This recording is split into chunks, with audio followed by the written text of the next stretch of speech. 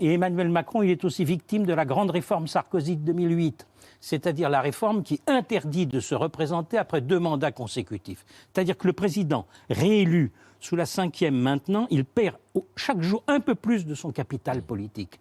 Et la vérité, c'est qu'avec la baisse des macronistes, le fait que les prétendants à la succession d'Emmanuel Macron dans son propre camp, je pense à Édouard Philippe par exemple, ben ils ont tout intérêt maintenant à prendre de plus en plus leur distance avec Emmanuel Macron.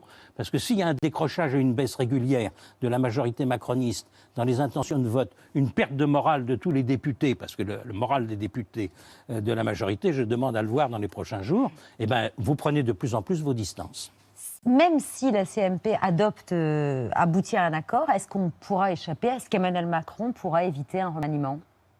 Alors, je ne ferai pas de lien, si vous voulez. Si la commission mixte paritaire échoue, effectivement, le président doit agir très vite et marquer qu'il change. Mais change dans quelle direction, avec quel personnel? La Macronie est d'une faiblesse extrême en termes de personnel politique de haut niveau.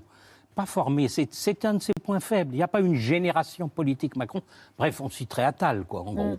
Et puis, il faut chercher pour le reste. Hein, y a Bruno pas Le Maire? Non, Bruno Le Maire, c'est pas macroniste. Hein, les opposants ne sont pas beaucoup plus forts non plus, quand même, Jérôme Jaffray. Oui, mais enfin, bon. Oui, mais enfin, on a quand même... les opposants sont vus d'un autre œil que les gouvernants. Oui, bien sûr. C'est une caractéristique. Hein. Aujourd'hui, c'est le pouvoir qui attise contre lui.